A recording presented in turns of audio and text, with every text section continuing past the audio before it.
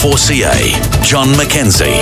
1300 872911. Now, this is a huge development. All the details are coming out in the Cairns Post today, and guess what? They're starting work on it. This is out at the old the former drive-in cinema out at Warree, and it is huge. 490 home precinct we're talking here. They've been talking about it for a long time, I know, but guess what? Next week it says the first brick will be laid or whatever. Now, listen what it says. Construction on our largest, in fact, the state's largest social housing project coming up next week, securing hundreds of millions of dollars in federal, state and private sector funding. Now, the Prime Minister and the Premier flew into Cairns to announce the mega project. They're calling it a mega project, to announce its start on the site of the old drive-in. 490 homes. 245 social, 223 affordable and 22 specialist disability apartments.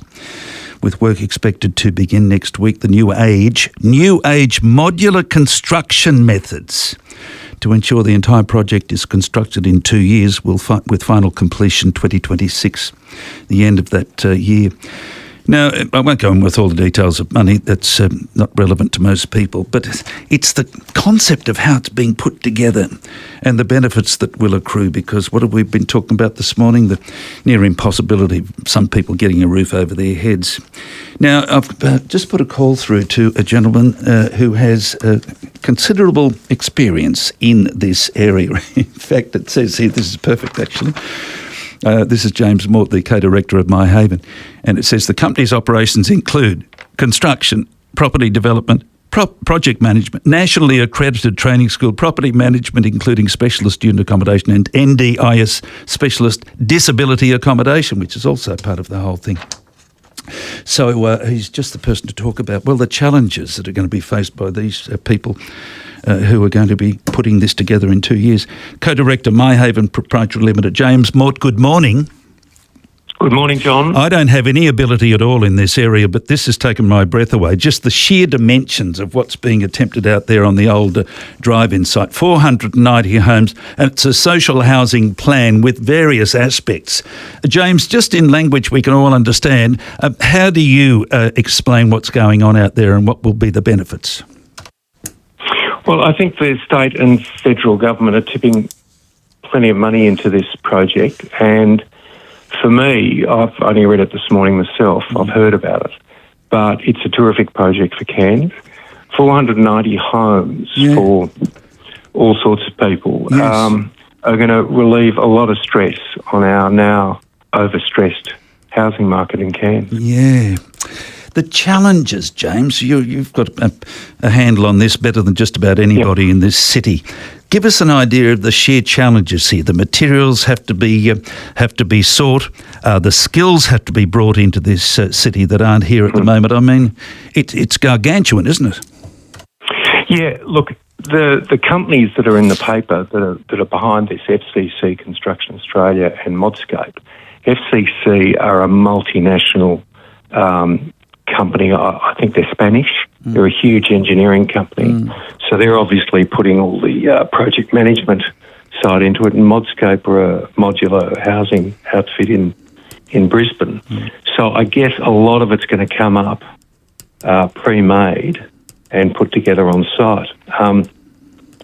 Look, you know, you've got your detractors to say, oh, it's going to. Why can't Cairns companies build this? Well, quite simply, if you tried to get a tradesman to your home, it's impossible. Exactly. So at the moment, our trades are overstretched. And this is a great thing for Cairns because, as I said, it's going to alleviate the stress on the housing market. It's going to allow some trades to keep going work. And more than anything else, John, it will give tradesmen in Cairns confidence that Cairns is going ahead. Because as we've seen before, that if work dries up, tradies are very, very transportable. They'll pack up and go. And we've seen this in Cairns before. So I think it's a good thing all round. I think, if they say it's going to take 2 years to build, I think that's being a little bit optimistic. But, I think all over, it's a good thing for Cairns. Now, Social housing over the years, or many years ago anyway, some years ago, had a bad name because the design factors weren't elaborate, they were basic, and some people thought, I don't want that sort of housing next to me or in my suburb or whatever. Has that changed? I mean, going back decades, you see things that happen in particularly in bigger cities, and they weren't, designed for good looks. What's this going to look like, and will there be an attempt to make it look appealing to the eye? John, we've built about $40 million worth of specialist disability housing in Cairns and in the Tablelands. And I believe our product is very good looking. It fits into the neighbourhood. Yeah. And, pretty much all of our neighbours are thrilled with it, and they get on with the inhabitants of the house, the tenants. And it's a great thing. I'm with you that social housing has a bad rap. Yes. Social housing has been terrible. Yes. The governments over the years have created ghettos. They've created all sorts of bad things to give social housing a bad name. But the inhabitants, the social housing tenants, they're fantastic people. And they've got a right, like everybody else, to have a roof over their head. Yeah. Interesting too. I'll just go through the list again. 245 social homes, we'll say, 223 affordable homes, and 22 specialist disability apartments. You'll know exactly what that comprises, a disability apartment. James, what is it? Well, specialist disability is a special design overseen by the NDIS. And it's basically no steps, very wide doors for bariatric patients, big bathrooms, disabled bathrooms, and they're fantastic spaces to live. And may I say that the NDIS in this country has been the greatest social revolution that we've ever seen. That's a huge rap.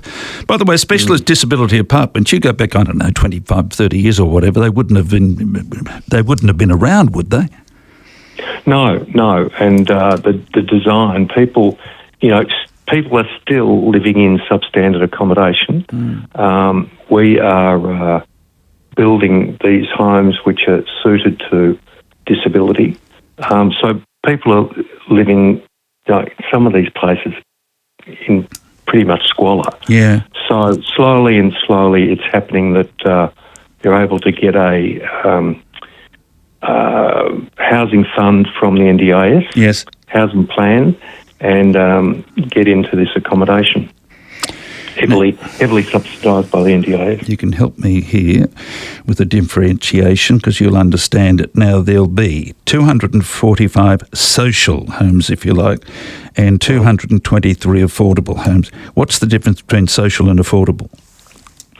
Social housing would be paid for by the government, okay, and the people would be means tested. I would hazard a guess. Yeah. I'm only throwing darts at the dartboard here. Yeah. Affordable housing, because it's a big scale and run by CHL, which is Community Housing Limited, a huge company. Yeah.